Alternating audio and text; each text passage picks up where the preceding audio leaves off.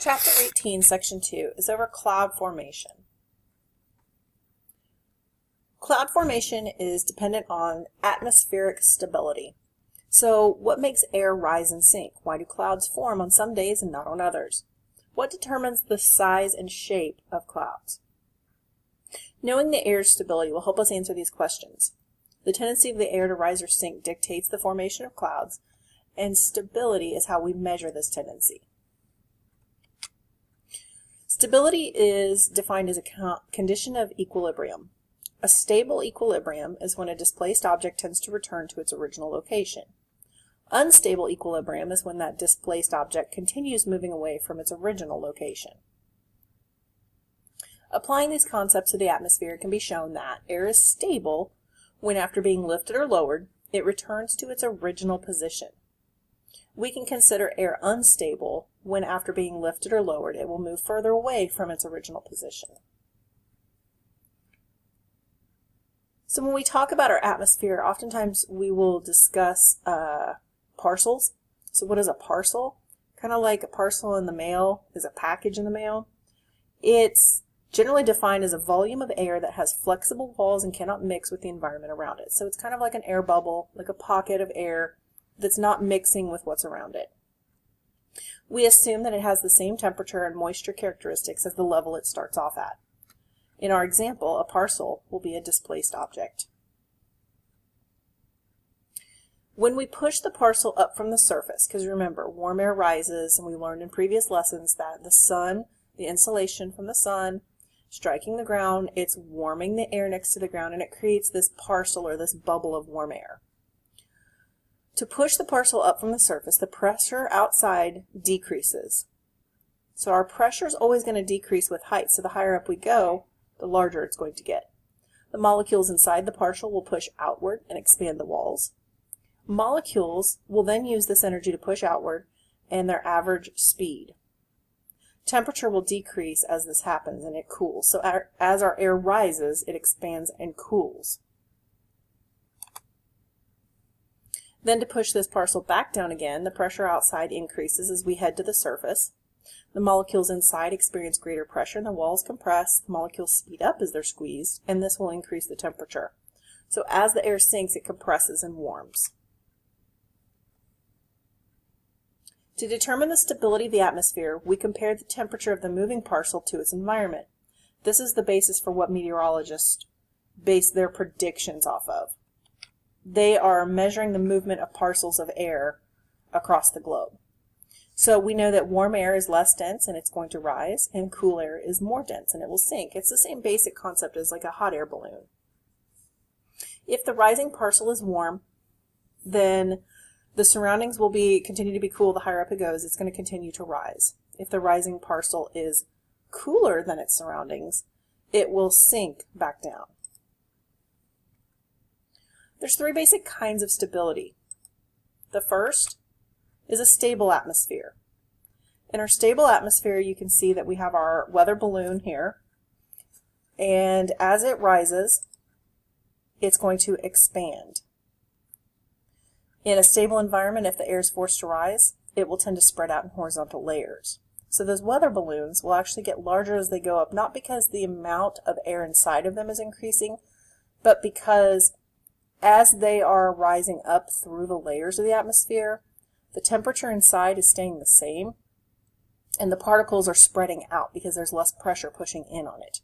And so as it rises, it will actually become cooler because those particles have more room to run around. If the air cools to saturation, clouds can form. This will be the type we call a stratus variety cloud. So how do we get stable air? We generally want stable weather conditions. You're going to have very little temperature change as you go up. So in order to get that, we have to be able to warm the higher up air through advection, which is that horizontal movement. We also have to be able to cool the surface air, so radiational cooling, that cold advection. Unstable air, if that air is forced to rise, it will be warmer and less dense than its environment at all levels and keep rising, so it's more of a drastic change.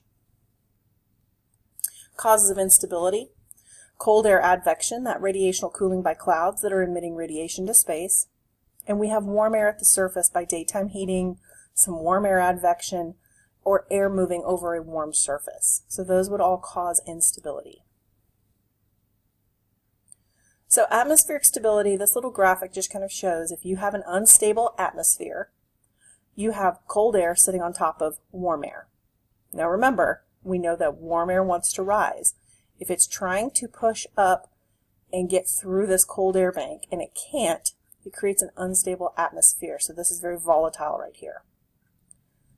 Warm air on top, cold air on bottom, that's a stable atmosphere. Most rooms in our house are situated like this. That's why you have a cold air return on the floor and warm air blowing out. So if you get up next to your ceiling, or in the classroom, if you stand up on your chair, the ceiling's always much warmer because warm air wants to rise.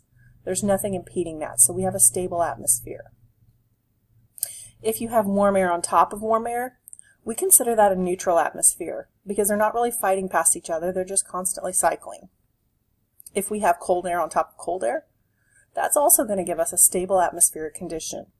So there's no warm air anywhere, and it's not trying to push past anything, so the cold air can just slide past one another, and there's no movement of heat. Stability changes over the course of the day. This is why most of the time meteorologists will say things will be nice in the morning and then this afternoon storms will build. Generally, the atmosphere is stable in the morning because the ground is cooler. And then as the sun comes up and it warms up the ground, you have an unstable atmosphere develop. When we start mixing up the atmosphere, like with wind, we can make it more unstable. So mixing the warm lower layers of the atmosphere and the cool upper layers of the atmosphere can potentially make for exciting thunderstorms. Generally, what we have is this lapse rate. We have the warm air as it rises and then it sinks back down. It's going to be cooling as it goes up and then warming as it comes back down. As long as there's nothing that breaks that apart, that cycle is just going to keep going. But when we add more moisture or we add more wind from the side and it disrupts this cycle, those types of disruptions can interfere with this cycle, and that's where we can mess with that stability. So cloud development, there's several factors that will influence the development of clouds in the atmosphere. The first is convection.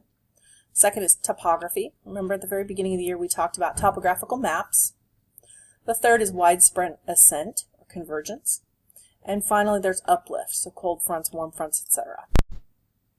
So the first one we're going to talk about is convection.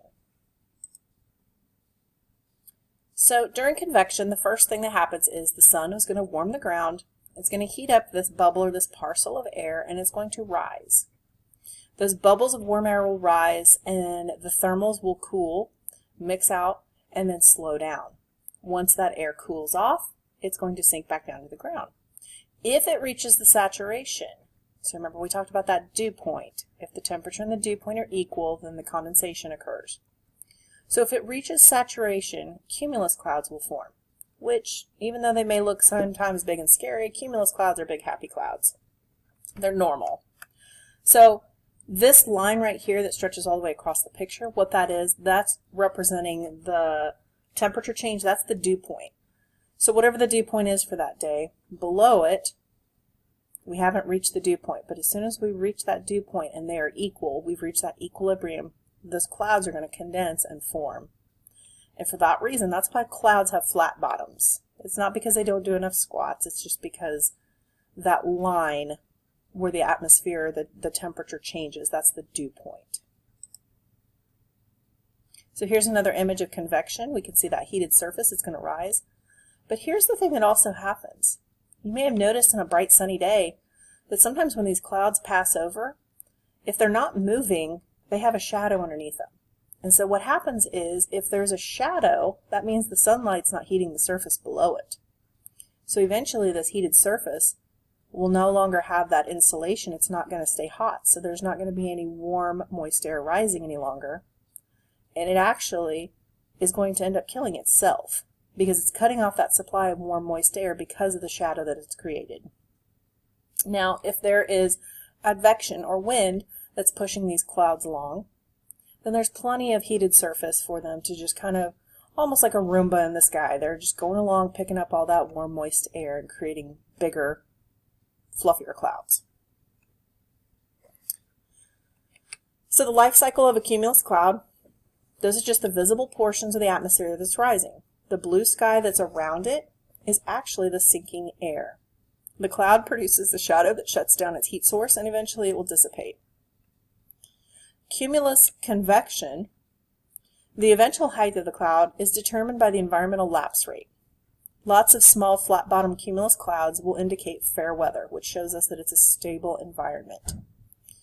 Now, if you remember, we talked about the layers of the atmosphere, though.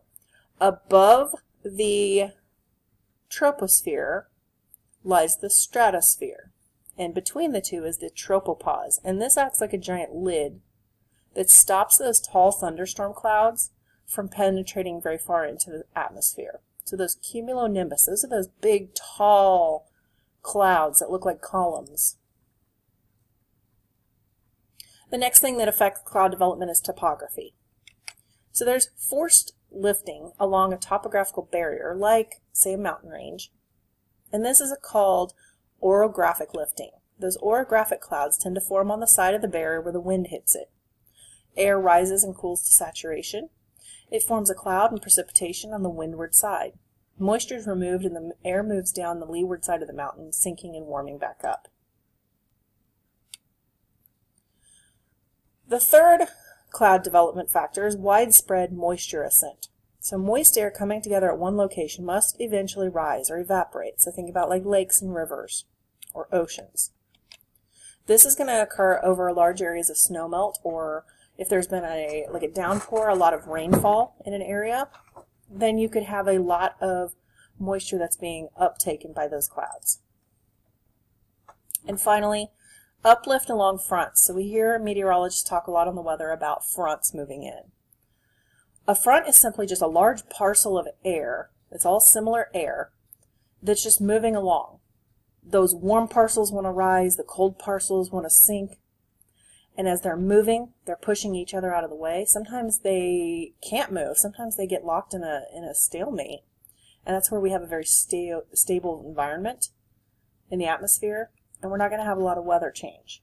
But when those fronts start moving, and if they're moving very quickly, they create wind, and sometimes they can hit one another, and they will create some pretty severe storms.